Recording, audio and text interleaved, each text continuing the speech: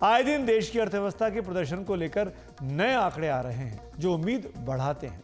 पहली और दूसरी तिमाही में जीडीपी विकास दर उम्मीद से बहुत बेहतर रही। डायरेक्ट टैक्स से मिलने वाले राजस्व पिछले साल के मुकाबले अब तक 17% ज्यादा है।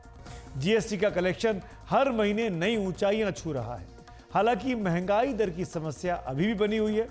बेरोजगारी भी एक बहुत बड़ी समस्या है जो कई चमकते आंकड़ों के पीछे छुपाई नहीं जा सकती, लेकिन फिर आर्थिक तरक्की की दिशा बेहतर हो रही है।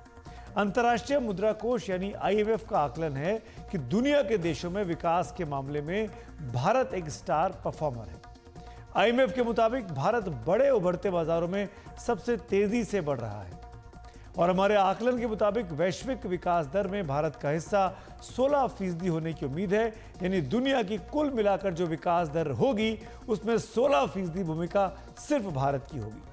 समाचार एजेंसी पीटीआई को आईएमएफ की इंडिया मिशन चीफ नाडा चोई ने यह जानकारी दी है। उन्होंने कहा कि बुनियादी ढांचे यानी इंफ्रास्ट्रक्चर के क्षेत्र में भारत का जोर उसकी अर्थव्यवस्था को विपरीत परिस्थितियों में भी आगे पहुंचा देगा। डिजिटलाइजेशन जैसे क्षेत्रों पर ध्यान देकर भारत ने विकास और भविष्य की उत्पादकता को एक मजबूत आधार दे दिया है। हालांकि आईएमएफ की इंडिया मिशन चीफ नाडा चोरी ने निवेश और विकास के लिए राजनीतिक स्थिरता और स्पष्ट नीतियों के महत्व पर खासा जोर दिया। इस बीच भारत के लिहाज से एक और अहम खबर वर्ल्ड बैंक की रिपोर्ट से अब सामने आई है। 2023 में भारत को रेमिटेंस यानी विदेशों से रह रहे भारतीयों से मिलने वाली रकम में 11% की बढ़ोतरी हुई है और ये 125 अरब डॉलर तक पहुंच गई है। इस तरह भारत लगातार विदेशों में रह रहे अपने नागरिकों से पैसा वापस ला पाने वाले देशों में लगातार पहले स्थान पर बना हुआ है। इस साल भारत के बाद मेक्सिको का रेमिटेंस 67 अरब डॉलर और चीन तीसरे नंबर पर है, उसका रेमिटेंस 50 अरब डॉलर रहा।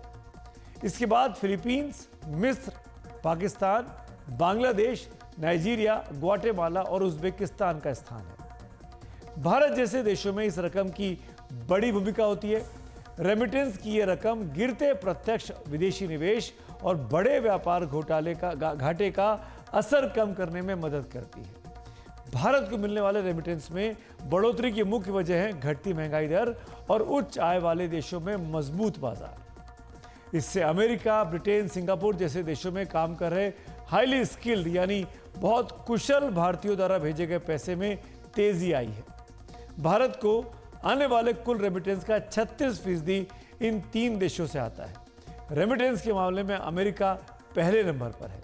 इसके अलावा खाड़ी देशों से भी भारत को बड़ा रेमिटेंस आता है, जहां भारत के हजारों कुशल और अकुशल नागरिक श्रम करते हैं, मेहनत करते हैं, नौकरी करते हैं, पैसे कमाते हैं।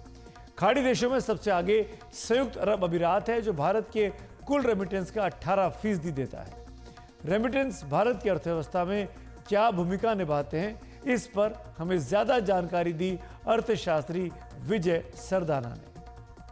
देखिए, रेमिटेंस एक बहुत ही important source of wealth generation है किसी भी इकोनॉमी के लिए।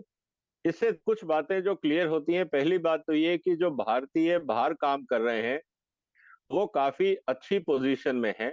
उनकी इकोनॉमिक कंडीशन बहुत अच्छी है, इसीलिए वो लोग वहां से सरप्लस पैसा भारत में अपने परिवारों में भेज रहे हैं और भारत में इन्वेस्टमेंट में भेज रहे हैं, चाहे वो स्टॉक मार्केट हो या किसी और रूप में हो।